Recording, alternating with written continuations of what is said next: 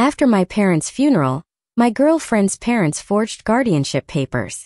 They forced me to live in their dead son's room and wear his altered clothes. When I asked why, her dad smiled. Because you're family now. I stayed quiet. 8 months later, he was crying in court as charges were read. My world shattered when my parents died in that head-on collision, just 3 weeks before graduation. I thought my life was over, completely, utterly gone. But then my girlfriend Christine's family swooped in, seemingly like guardian angels. Little did I know, those angels were about to build a gilded cage, trapping me in a nightmare far worse than grief. Their generosity was overwhelming, a lifeline thrown to a drowning soul.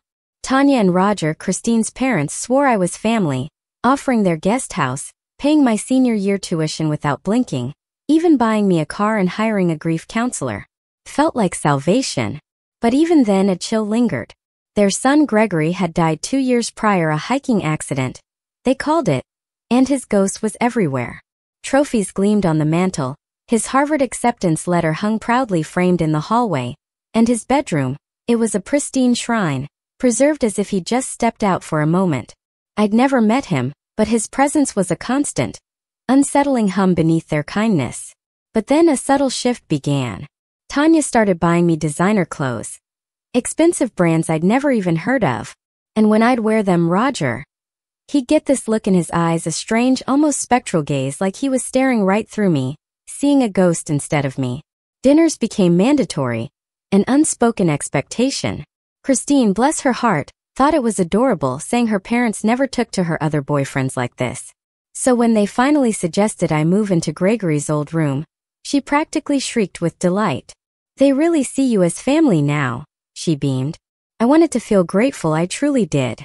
But moving into a dead boy's room with his clothes still hanging in the closet, his textbooks gathering dust on the desk, it was deeply, profoundly unsettling. The absolute breaking point, though, came senior year when college acceptance letters started rolling in. I got into state, full scholarship, right there with Christine. We'd planned our whole future. Dorms, classes, even matching university hoodies. But when I dropped the news on Roger and Tanya at dinner, the temperature in that room plunged. 20 degrees. Easily. State. Tanya laughed, a harsh, forced sound that scraped at my ears. Honey, we've already submitted your application to Harvard, Gregory's alma mater. Roger cleared his throat, confirming, we took the liberty. Your grades are exceptional.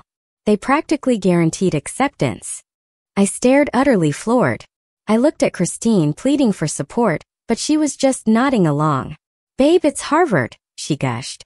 This is incredible. I started to protest, but Tanya cut me off, her voice like steel. We've also enrolled you in rowing. Gregory was captain of the team. That night, I confronted Christine in Gregory's old room, my room now. She was lying there, flipping through a glossy Harvard brochure, completely oblivious to my rising panic. You're being ungrateful, she snapped, not even looking at me. My parents are handing you opportunities most people would kill for.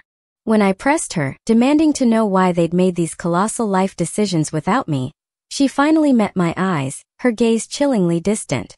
Sometimes, she said, her voice eerily calm, people who love you know what's best for you better than you do. The very next morning, I headed to the mailbox, needing to clear my head. It was empty, which was incredibly odd because I was expecting my state acceptance packet. When I cautiously asked Roger about it, that familiar, unsettling look crossed his face. Oh, I've been collecting your mail, he said smoothly. Didn't want you to be overwhelmed with junk while grieving. He handed me a single crisp envelope. From Harvard. This came today. I think you'll be pleased. My gut screamed. Something was deeply, horribly wrong. As soon as the family left for Tanya's charity lunch, I slipped into Roger's study. My heart pounded as I opened his desk drawer. There, beneath a stack of open mail addressed to me, my state acceptance, financial aid packages from 3 other schools, scholarship notifications, all dated weeks ago, was a legal document. Guardianship papers. With my signature. Except I'd never seen them before. They were dated right after my parents' funeral. In the fog of grief and confusion, I'd somehow signed away my legal independence to Roger and Tanya. I was 18, an adult, and they were now my legal guardians. My hands trembled, a cold dread seizing me. I clutched the papers and ran, desperate, to Christine. I needed answers. I needed someone on my side, anyone. When I finally found her, I just blurted it all out, a torrent of fear and confusion, demanding to know why her parents seemed to be taking over my entire life. She looked at me, then her face crumpled and she burst into tears. Gregory didn't die in a hiking accident, she sobbed. He tried to leave for college in California instead of Harvard. He said he couldn't breathe in this house anymore, so they had him committed. Said he was having a mental breakdown from academic pressure. My blood ran cold. She pulled out her phone, scrolled to a hidden folder, and showed me screenshots of messages from an unknown number. He's been writing me from the facility for 2 years, she whispered, her voice barely audible. They won't let him out unless he agrees to come home and follow their plan. But he won't break. Her eyes, raw and haunted, locked with mine. They're never going to let you go either. Just like they never let me go when I tried to help him leave. I stared at the phone screen, my heart hammering a frantic rhythm against my ribs. The messages from Gregory were dated just last week. He was alive. Trapped but alive. Christine's hands trembled as she scrolled through more. Then the front door slammed downstairs. Roger's voice, unsettlingly jovial, echoed up the stairwell. Forgot my presentation materials. Christine's face drained of all color. She shrieked, shoving the phone behind Gregory's old calculus textbook on the shelf, then grabbed my arm and pulled me toward her homework spread across the desk. Roger appeared in the doorway moments later, his eyes scanning the room with a chilling deliberateness before settling on us. He smiled, but it was a cold, empty thing. Working on college prep together? That's wonderful. His gaze lingered on me for a beat too long, an unreadable intensity. Dinner's at 6 o'clock. Your favorite tonight. Tanya's making her famous lasagna. As soon as he left, Christine and I sat in a heavy, terrified silence until we heard his car pull away. She reached for the phone again, but I stopped her, my mind racing. We needed to be more careful. Roger hadn't forgotten his presentation materials. He'd come back for us. That evening at dinner, I pushed food around my plate, listening to Roger drone on about Harvard's orientation schedule. Each bite felt like swallowing sand. Tanya had made chicken parmesan, Gregory's favorite. I'd noticed from a photo in his room, though she never mentioned it to me. The welcome packet arrived today, Roger announced, producing a thick envelope with a flourish. I took the liberty of reviewing it. Quite comprehensive. They'll want your housing preferences by next week. The words, raw and unbidden, bubbled up before I could stop them. Why do you care so much about my future? The table went silent, a sudden suffocating quiet. Christine's foot connected with my shin under the table. Hard. Roger, with unnerving composure, slowly set down his fork. His eyes, devoid of warmth, met mine. Because we love you. Because you're family now. Because we want what's best for you. Before anyone could respond, the front door burst open. Christine's younger sister, Katie, a whirlwind of tears, rushed in. Mom, Benji stole my phone at lunch and won't give it back. The next 20 minutes plunged into pure chaos. Tanya scrambled to comfort Katie, frantically calling the school. Roger paced the kitchen, leaving stern voicemails for Benji's parents. Amidst the frantic energy, I noticed Tanya unconsciously smoothing a crease on Gregory's Harvard acceptance letter, still proudly displayed on the counter after 2 years. I knelt beside Katie, offering her tissues. Hey, I said softly, we can track your phone. Want me to show you how? She nodded, hiccuping through her tears. As I helped her log in to find my phone on Tanya's tablet, Roger drifted closer, a shadow. He watched over my shoulder as I explained the tracking features. That's very practical thinking, he said quietly, his voice too calm. Gregory was always good with technology too. Very methodical. Christine appeared at my elbow, her face a mask. Roger turned to her with that same chillingly calculating look. You two seemed deep in conversation earlier. Everything all right? Christine's response was immediate, automatic, a practice performance. Just helping with essay revisions. The Harvard application is pretty intense. Of course. Roger's hand, heavy and unsettling, landed on my shoulder. We're all just worried about helping you adjust losing your parents. It's natural to feel overwhelmed. We want to make sure you're coping properly. The tablet now showed Katie's phone at a classmate's house, just 3 blocks away. As Roger made the call, I caught Christine's eye. She looked utterly exhausted, like someone who'd been playing this terrifying game for far too long. Later, as Tanya drove Katie to retrieve her phone, I sat with Christine and Katie's younger sister in the living room. Katie had finally quieted down, but her eyes kept darting toward her mother's taillights disappearing down the street. "Mom's been so stressed," Katie piped up suddenly, her voice small. "She told Aunt Catherine she's terrified of losing another child." Christine stiffened beside me. "Katie, Mom didn't mean." "She did too," Katie insisted, her voice rising. "She was crying really hard. Said she couldn't go through it again." Katie pulled her knees to her chest. "Is that why she watches you guys all the time?" My phone buzzed. It was the grief counselor's office, rescheduling my appointment for next week. My blood ran cold. Had Roger arranged this? When Tanya returned with Katie's phone, she looked utterly frazzled. Her hands shook as she poured herself tea. "I'm so sorry about dinner," she mumbled, her voice strained. "I have that quarterly report due tomorrow, and I completely forgot. I might have to pull an all-nighter." "I can help," Roger offered, ever the savior. But Tanya waved him off. No, it's my mess. I can't think straight lately." Her voice cracked, a genuine tremor of fear. "Everything feels so fragile." The next hour was a blur of escalating work crisis. Tanya's laptop crashed. Neighbors, hearing about her breakdown from Katie's friend's mom, arrived with soup. Roger fielded phone calls trying to recover Tanya's files. In the controlled chaos, no one seemed to notice Christine's phone light up. She snatched it quickly, but I caught a glimpse of the preview.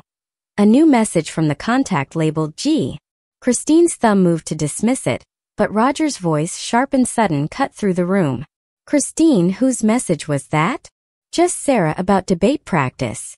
The lie slid out, chillingly smooth, chillingly automatic. I helped serve soup to the neighbors, nodding along as Mrs. Chun patted my hand sympathetically. "You poor dear. Such a difficult adjustment. At least you have such caring guardians." The words felt like a fresh wound. But after they left, I found myself actually wanting to help Tanya. Her panic about her laptop, her fear of failing. It was undeniably real. And that's what made this whole situation so twisted. Somewhere, buried beneath their suffocating control, was genuine, raw human emotion. I offered to proofread her report while Roger continued his file recovery mission. She looked at me with such overwhelming gratitude that, for a fleeting moment, I almost forgot about the stolen mail in Roger's desk. "You're so helpful," she began, and then caught herself, the rest of the sentence unspoken but perfectly clear in the air between us. While I worked on Tanya's report, I could hear Roger and Christine murmuring in the kitchen. Fragments floated to me. Private conversation. Concerning behavior. Adjustment period. Christine's responses sounded disturbingly rehearsed, like she'd learned exactly what to say to deflect suspicion. My phone buzzed again, a group text from my high school friends planning a graduation party. Someone mentioned how lucky I was to have such amazing guardians who'd stepped up after my loss. My fingers hovered over the keyboard, paralyzed. What could I possibly say? That they'd stolen my mail? That they'd trapped me with forged documents? I'd sound ungrateful, unstable, paranoid. Exactly what Roger wanted people to think. I stayed up helping Tanya until nearly midnight. Roger had managed to recover most of her files, and she cried with relief. Real tears, genuine gratitude.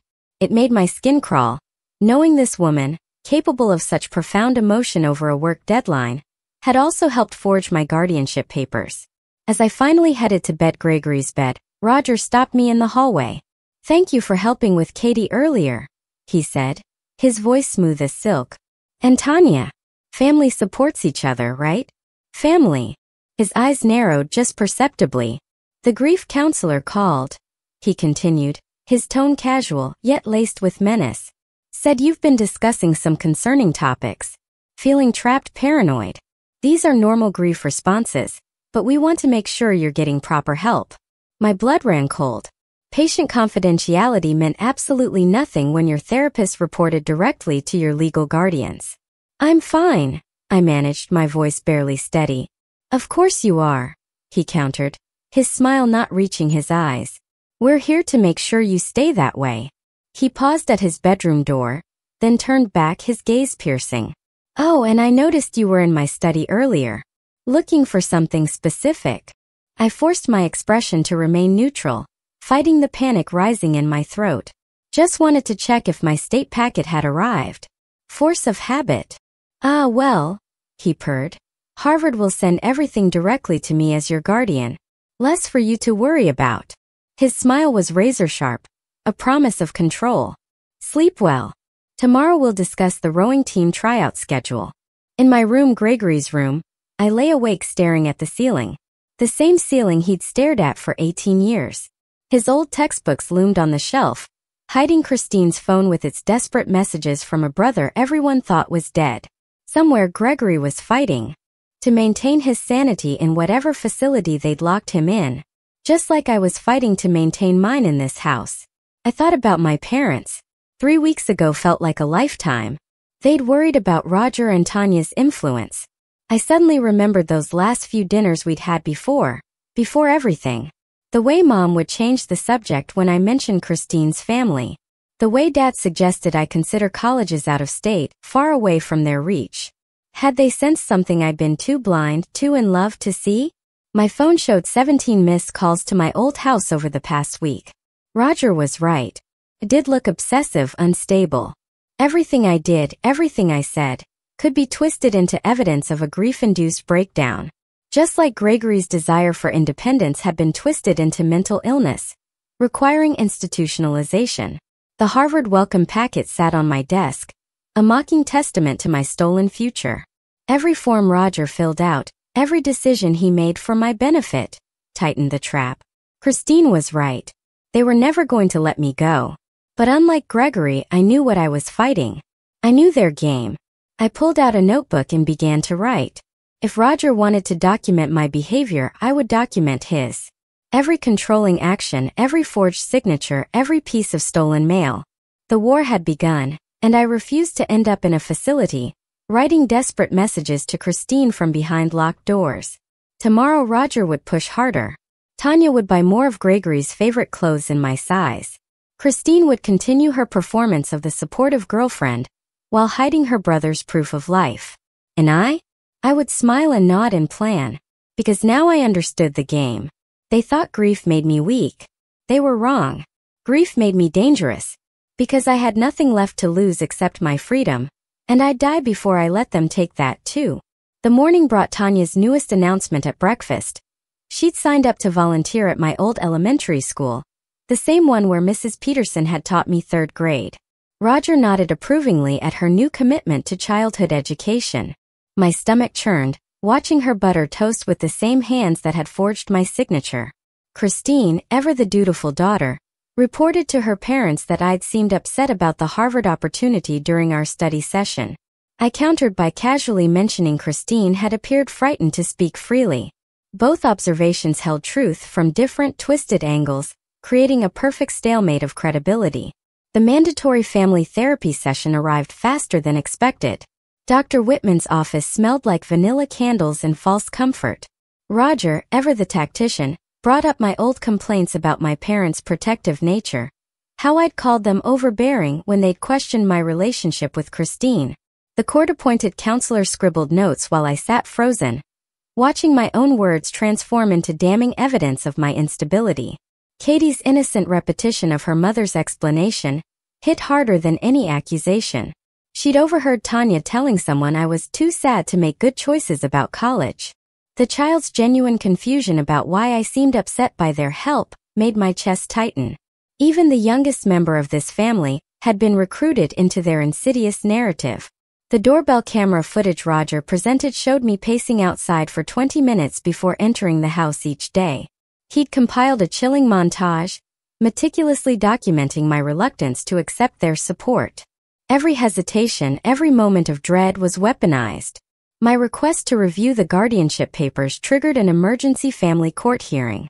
The judge, overwhelmed with countless custody battles and divorce proceedings, barely glanced at my petition before dismissing it as adolescent rebellion, exacerbated by grief.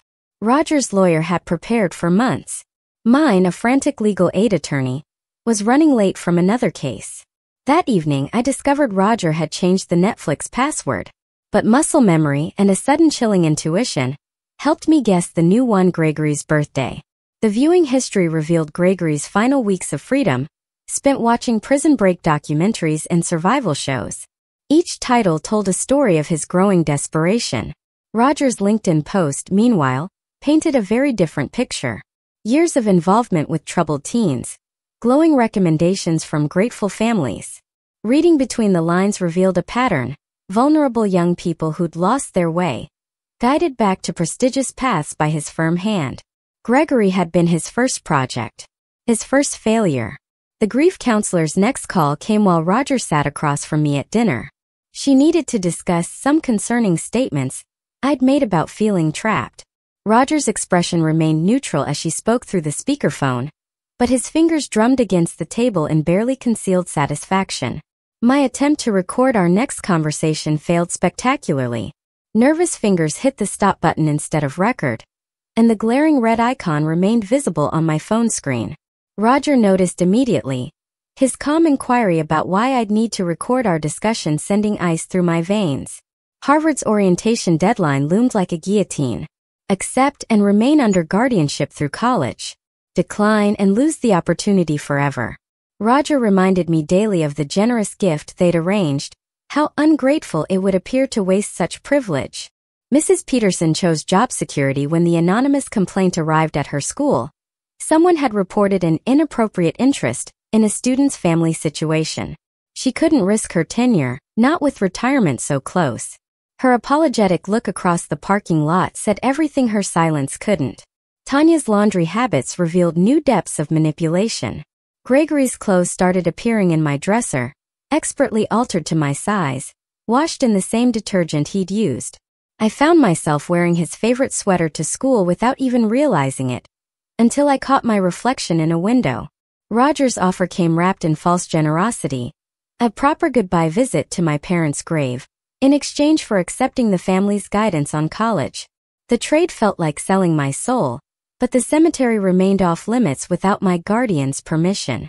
My refusal was immediately reframed as rejecting healthy grief processing. But then a flicker of hope. The school guidance counselor slipped me a business card during a routine check-in. Legal aid, specializing in family law. Her whispered explanation revealed she'd overheard concerning conversations between Roger and Tanya in the main office. The guardianship couldn't be immediately revoked at 18, but fraudulent obtainment? That changed everything. Retrieving Christine's hidden phone required careful timing. My fingers brushed against something unexpected. A small leather journal wedged between the bookshelf and the wall.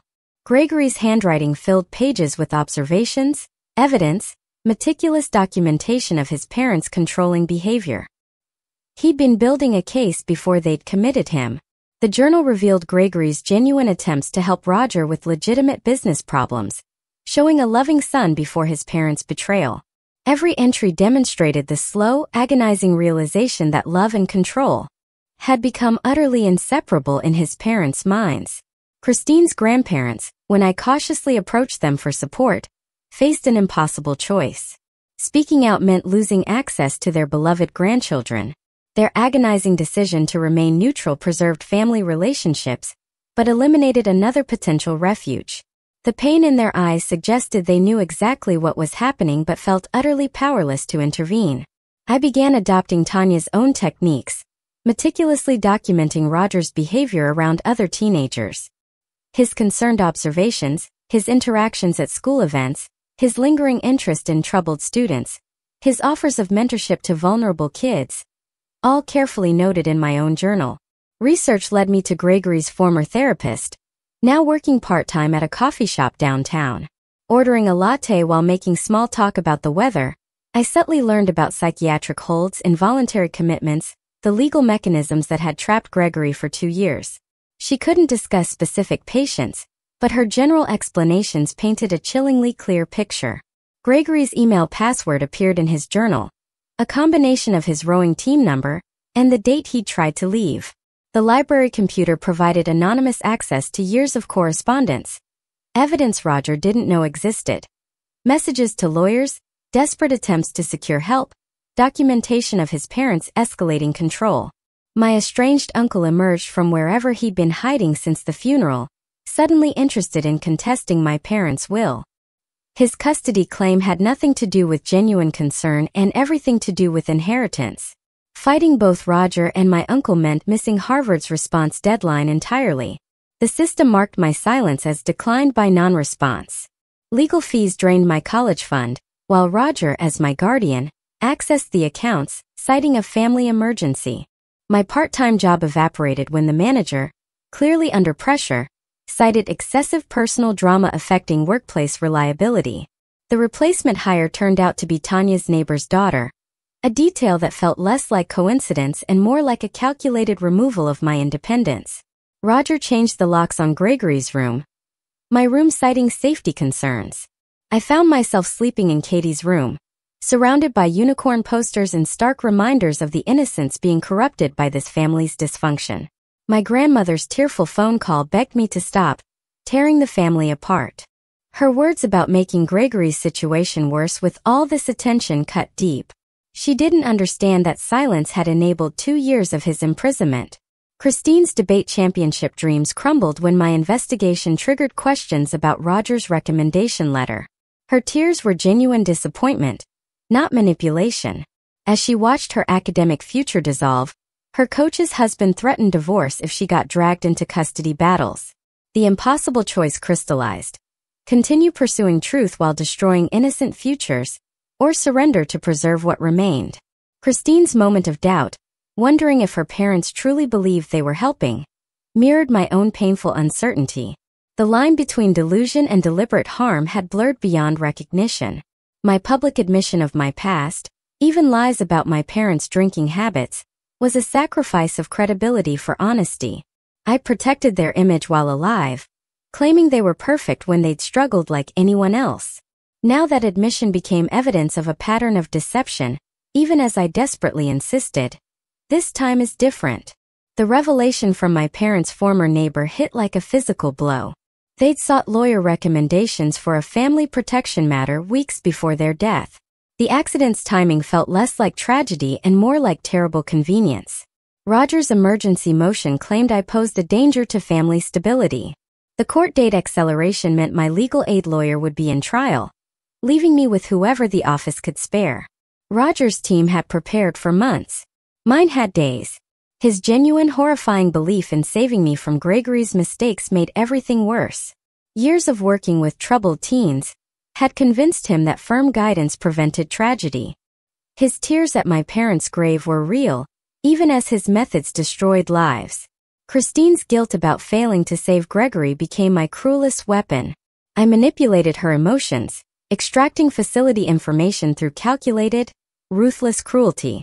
The honest version of myself who'd never lied to Christine died in that moment, replaced by someone willing to exploit trauma for truth.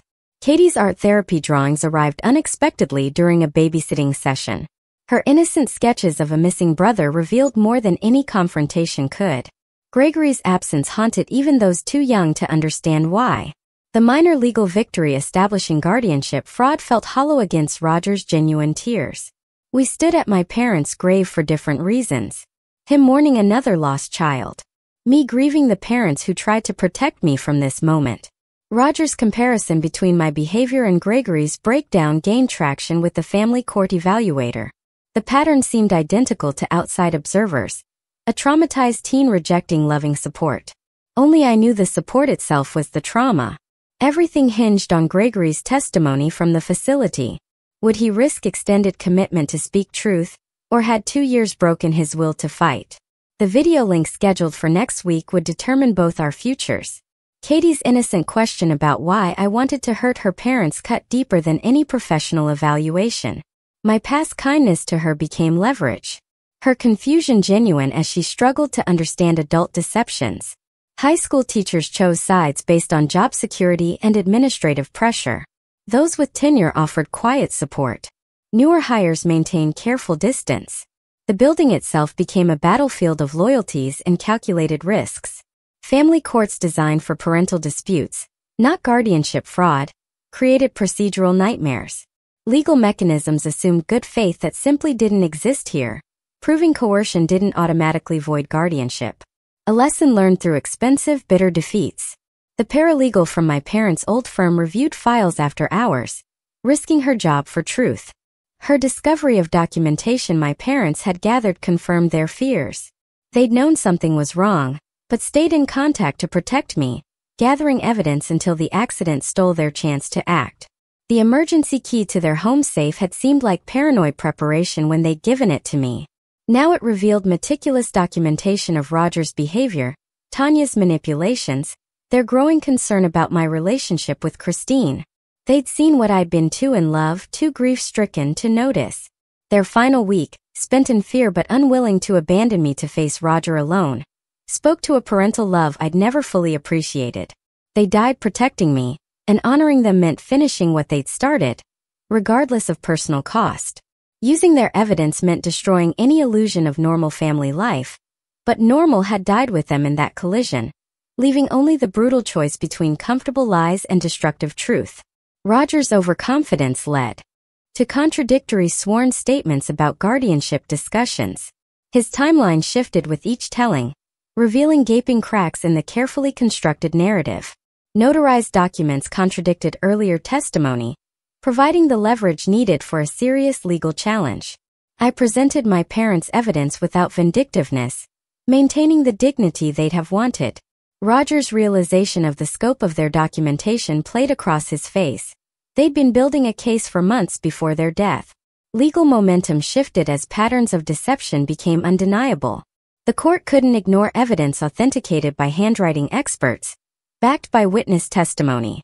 The timeline proved premeditation to gain control, not spontaneous generosity after tragedy. Both sides prepared frantically for Gregory's testimony. Roger's lawyer filed motion after motion trying to block it, claiming Gregory's mental state made him an unreliable witness. The facility administrator resisted the subpoena until threatened with contempt charges. The courtroom on the day of the hearing was packed. Every person whose life had been touched by this case was there. Christine sat in the middle section, an island, not committing to either side. Her grandparents, their earlier neutrality abandoned, took seats directly behind me. Teachers, neighbors, even the waitress from my parents' favorite restaurant came to bear witness. Roger's nervous tics became more pronounced as we waited for the video link to connect. His fingers drummed against the table, the exact rhythm I'd noticed during family dinners when he felt control slipping. Tanya sat rigid beside him, her carefully applied makeup unable to hide the dark circles under her eyes, the haunted look in her eyes. The screen flickered to life, revealing Gregory for the first time in 2 years. He looked older, thinner, but his eyes held a clarity that utterly contradicted any claims of mental illness. The facility administrator sat beside him, clearly uncomfortable, practically squirming. Gregory's testimony came in measured tones, each word chosen with surgical precision.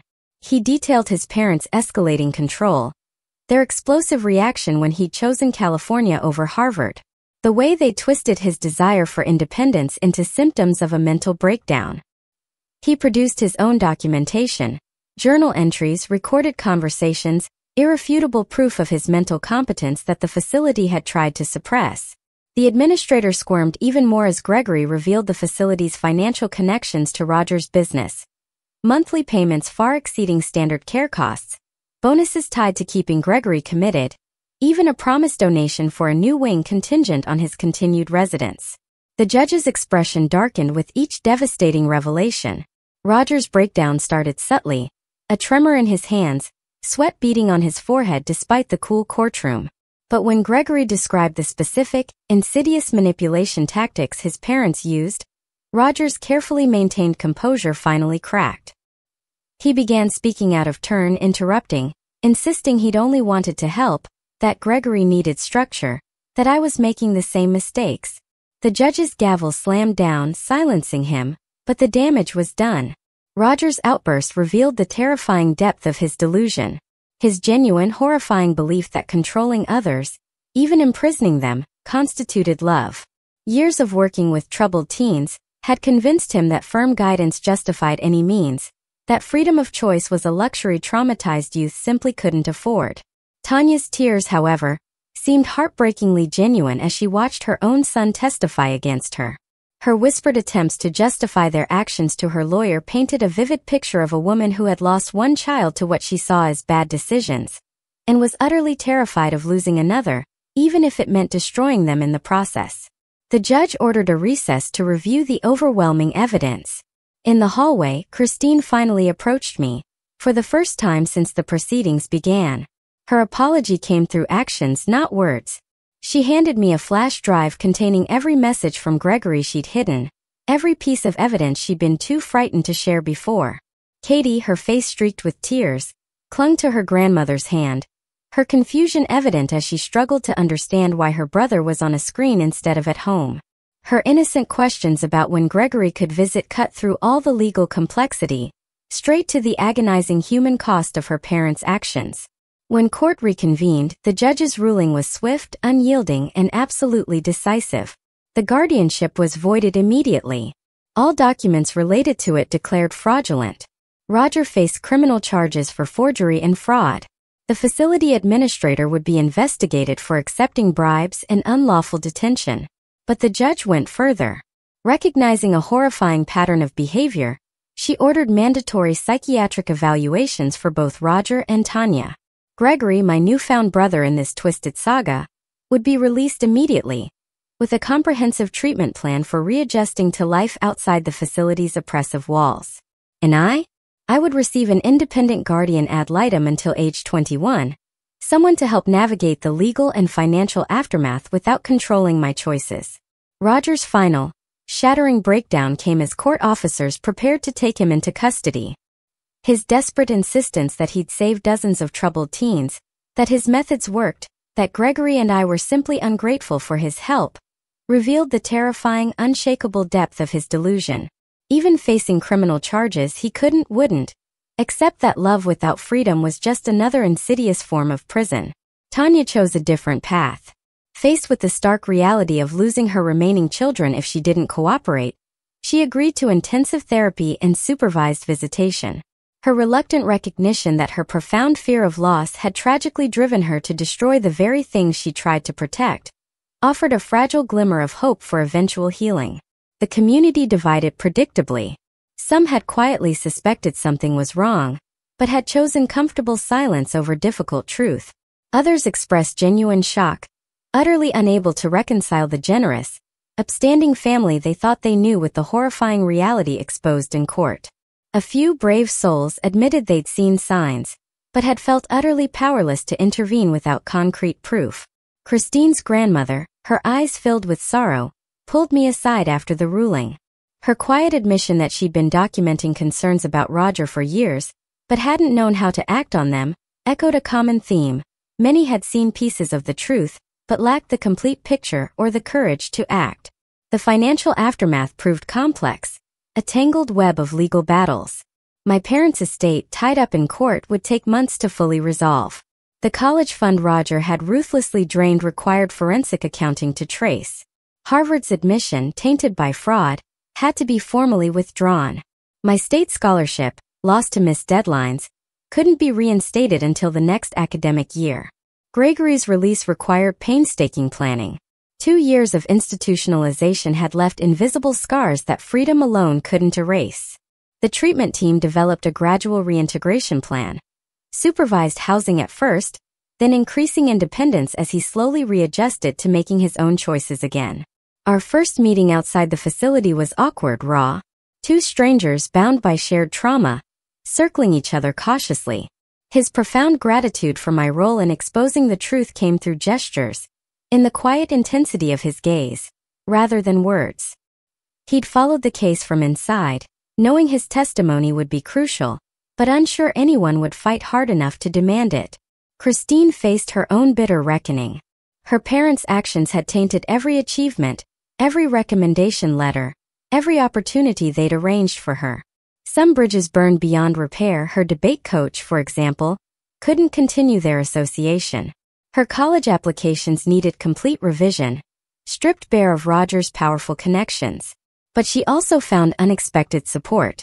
Friends who had distanced themselves during the legal proceedings now returned, recognizing she'd been trapped in her own way, a prisoner of her parents' expectations. Her decision to defer college for a year, to focus on therapy and rebuilding her life independent of her parents' suffocating influence, showed a profound growth born from hard, brutal truth. Katie's adjustment proved the most challenging. Too young to fully understand the depths of the deception, but old enough to feel the family's fracture, she struggled with divided loyalties. The court appointed a child advocate to help her navigate relationships with parents whose love had become toxic, siblings recovering from trauma, and grandparents trying desperately to provide stability. The legal protections established in our case created a vital precedent for similar situations. While not a sweeping reform that makes national headlines, it offered future victims of guardianship fraud clearer paths to justice. The facility's insidious practices now faced intense scrutiny that would protect countless others from Gregory's fate. I spent my parents' birthday at their grave, finally, truly able to visit without Roger's oppressive permission or presence. The flowers I brought were the simple, vibrant ones they'd actually liked, not the expensive, ostentatious arrangements Roger had always insisted on.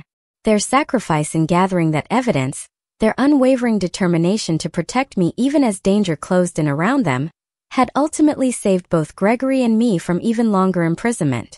The guardian ad litem helped me navigate practical matters without controlling my choices. College applications for the spring semester, trauma therapy that actually maintained confidentiality, financial planning that respected my autonomy. Each painstaking step toward independence honored what my parents had wanted for me. Roger's sentencing balanced justice with a recognition of his genuine, if profoundly twisted, mental health issues. Prison time for the fraud, but with mandatory psychiatric treatment. The judge's hope that understanding his compulsion to control might prevent future victims seemed optimistic, but absolutely necessary for any chance at rehabilitation. Gregory, finally free, chose California after all. The very college that had triggered his parents' breakdown 2 years ago. His courageous acceptance of their original offer, contingent on explaining his absence, required a strength I wasn't sure I'd have possessed. But he'd fought for this freedom too long to let fear keep him from claiming it. The house felt different without Roger's oppressive, watchful presence. Tanya, now under strict supervision, began the slow, agonizing work of learning to love without controlling. Her therapy reports, shared with the court, revealed a woman grappling with how fear had tragically twisted her maternal instincts into something profoundly harmful. Some relationships I knew couldn't be salvaged. The fragile trust between Christine and me, shattered by necessity during the legal proceedings, would never fully rebuild.